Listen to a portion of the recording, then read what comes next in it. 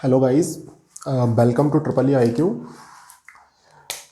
आज इस लेक्चर में हम देखेंगे electrical circuit to magnetic circuit. मतलब हम एक एनालॉजी देखेंगे इलेक्ट्रिकल सर्किट और मैग्नेटिक सर्किट में क्या सिमिलरिटीज है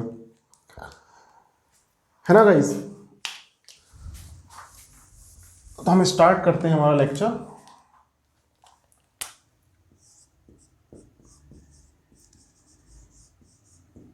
electrical circuit and magnetic circuit. Guys, अगर आपको मेरे लेक्चर्स पसंद आ रहे हैं, पढ़ाने का तरीका पसंद आ रहा है, तो प्लीज़ गाइज वीडियो को लाइक ज़रूर कीजिए और कमेंट करके हमें बताइए कि आपको वीडियो कैसी लगी। फर्स्ट सिमिलरिटी हम देखेंगे ईएमएफ एंड वोल्टेज।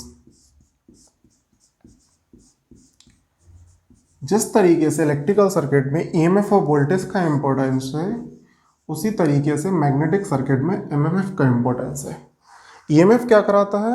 ईएमएफ और वोल्टेज ऑलमोस्ट एक ही चीज़ है। ईएमएफ हमेशा करंट को फ्लो कराता है, एमएमएफ हमेशा फ्लक्स को सेटअप कराता है। तो दोनों ही एक टाइप से प्रेशर की तरह बिहेव करते हैं। एमएमएफ का फॉर्मूला होता है N into I. N is number of turns और I इज करंट। यूनिट क्या होती है एमएमएफ की? Ampere turn. ये छोटी छोटी चीज़ें हैं, यूनिट वगैरह फॉर्मूले, बट जूनियर इंजीनियर लेवल में इनसे क्वेश्चन बनते हैं, तो डेफिनेटली हमें सब कुछ याद रखना पड़ेगा, है ना। बट ये सारी चीज़ें आप इजीली ड्राइव कर सकते हैं अगर आपको बेसिक्स पता है, तो कोई बड़ी बात नहीं है ना। सेकंड एलिमेंट देखेंगे हम, रेजिस्टेंस। अब थोड़ी सी कुछ चीज़ें समझने वाली हैं गाइस। जिस तरीके से इलेक्ट्रिकल सर्किट में रेजिस्टेंस होता है, उसी तरीके से मैग्नेटिक सर्किट में रिलक्टेंस होता है। एक मिनट गाइस, मैं चेक कर लूं।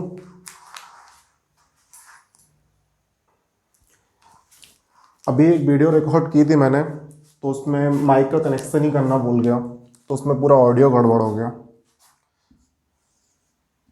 देखिए गाइस, जिस तरीके से इलेक्ट्रिकल सर्किट में रेजिस्टेंस काम करता है, रेजिस्टेंस क्या करता है? करंट फ्लो को अपोज करता है, मतलब करंट को फ्लो नहीं होने देता है। उसी तरीके से मैग्नेटिक सर्किट में रिलक्टेंस मैग्नेटिक फ्लक्स को सेटअप नहीं होने देता है। तो इसको हम कैसे लिखेंगे? इसका फॉर्मूला तो बनेगा एमएमएफ अपॉन फाई, क्योंकि रेजिस्टेंस का फॉर्मूला क्या बन रहा था? इसको इस टाइप से रेजिस्टेंस लिखते हैं, V अपॉन आई, है ना। तो रिलक्टेंस का फॉर्मूला क्या बनेगा? MMF upon I. यूनिट क्या होगी? एम्पियर टर्न, और फ्लक्स की यूनिट वेबर। देखो गाइस, एक हमें कंस्ट्रक्शनल फॉर्मूला भी पता है रेजिस्टेंस का। जैसे कि रेजिस्टेंस का फॉर्मूला होता है rho L upon A. Rho is nothing but the resistivity, L is nothing but the length of conductor, and A is the area of conductor. Resistance की यूनिट होती है ओम। उसी तरीके से रिलक्टेंस का भी एक फॉर्मूला होता है, और एस। देखो गाइस, रिलक्टेंस को रिप्रेजेंट करते हैं आर से और एस से, दोनों से रिप्रेजेंट किया जा सकता है। कुछ बुक्स में आपको एस भी मिल सकता है, कुछ बुक में आपको आर मिलेगा, कंफ्यूज नहीं होना है। S is equal to L upon mu ए।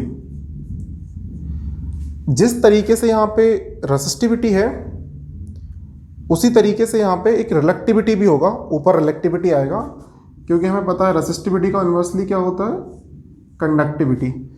तो रो और mu, sigma almost equal to mu. Electrical circuit में कंडक्टिविटी, मैग्नेटिक सर्किट में परमेबिलिटी, दोनों एक ही चीज़ है। जिस तरीके से यहाँ पे रेसिस्टिविटी है, वहाँ से यहाँ पे एक रिलेक्टिविटी भी आएगी। मुझे रिलेक्टिविटी का सिंबल नहीं पता है, इसलिए मैं उसको आपको बता नहीं रहा हूँ।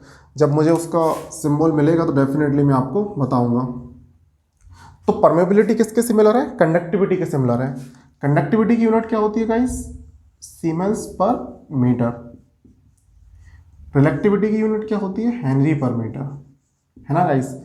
क्योंकि रिलेक्टिविटी में हेनरी यूनिट होती है परमेंस की, परमिनेंस, जो कि ऑलमोस्ट इक्वल होता है कंडक्टेंस के। तो ये सारी चीज़ें बहुत इंपॉर्टेंट हैं, इसलिए आपको सब चीज़ों को याद रखना है।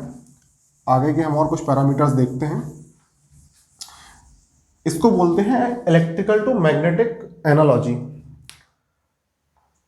सेकंड चीज है हमारी, सॉरी थर्ड है कंडक्टिविटी।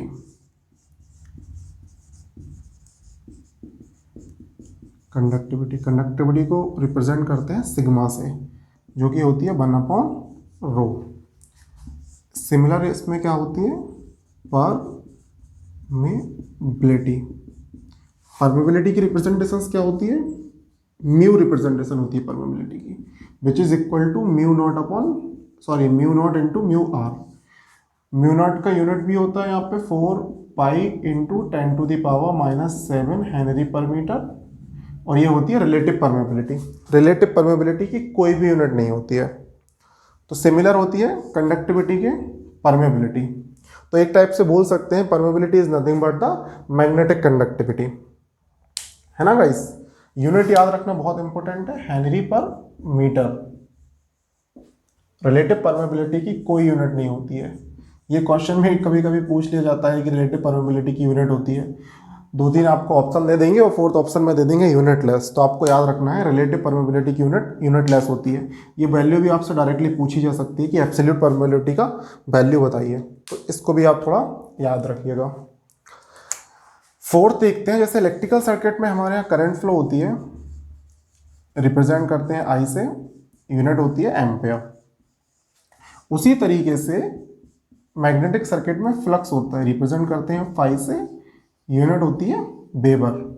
बस यहाँ पे डिफरेंस ये है, इलेक्ट्रिकल सर्किट में करंट फ्लो होती है, जबकि मैग्नेटिक सर्किट में फ्लक्स सेटअप होता है। ये एक इंपॉर्टेंट डिफरेंस है। इसी तरीके से हम और 1-2 पैरामीटर देखते हैं जो कि इंपॉर्टेंट है और उनको समझते हैं।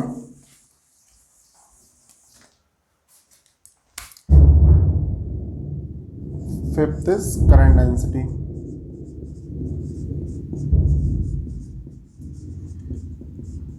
करंट डेंसिटी को इलेक्ट्रिकल में जे से रिप्रेजेंट करते हैं, यूनिट होती है ampere per metre square. I think पर मीटर स्क्वायर ही होती है गाइस। इसको थोड़ा यूनिट को चेक कर लीजिएगा आप, साइड में थोड़ा कंफ्यूज हो रहा हूँ। इसमें होता है फ्लक्स डेंसिटी। फ्लक्स डेंसिटी का रिप्रेजेंटेशन होता है बी से। देखो गाइस, डेंसिटी का मतलब तो आपको पता होगा, एक पर्टिकुलर एरिया में कितना कंसंट्रेशन है किसी भी चीज़ का, उसको डेंसिटी बोलते हैं। तो डेफिनेटली अगर हम करंट की डेंसिटी को मेजर कर रहे हैं तो एम्पियर पर मीटर स्क्वायर आएगा, मतलब करंट की हम डेंसिटी मेजर कर रहे हैं इन कंडक्टर। और सिमिलर इसमें देखेंगे मैग्नेटिक कंडक्टर में कितनी फ्लक्स डेंसिटी है। बी का एक और फॉर्मूला होता है म्यू एच, जहां पर एच होती है मैग्नेटिक इंटेंसिटी। म्यू तो आपको पता ही है, म्यू तो परमेबिलिटी होती है। Magnetic intensity is nothing but the MMF upon L, है ना, NI अपॉन L होता है इसका। तो इसका यूनिट भी आप बता सकते हो। मैग्नेटिक इंटेंसिटी का यूनिट क्या होती है, एम्पियर टन पर मीटर। गाइस, यूनिट सबकी आपको याद होनी चाहिए। यूनिट की वजह से ही हम बहुत सारे क्वेश्चन गलत करते हैं। तो ये सारी यूनिट जितने भी मैं आपको बता रहा हूँ ना, ये सारी आपको याद होनी चाहिए। वैसे ही करंट डेंसिटी है, करंट डेंसिटी सही है ना, जे, ठीक है। और क्या हो सकता है इसमें, यूनिट तो बता ही नहीं है इसकी भाई। यूनिट होती है फ्लक्स डेंसिटी की वेबर पर मीटर स्क्वायर, और इसको बोलते हैं टेस्ला। दोनों ही यूनिट आपको याद रखनी है, वेबर पर मीटर स्क्वायर और टेस्ला, दोनों ही फ्लक्स डेंसिटी की यूनिट होती हैं guys.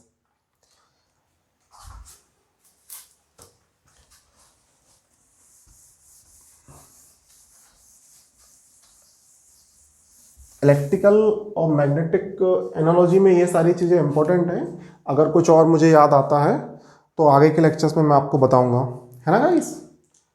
Thank you so much.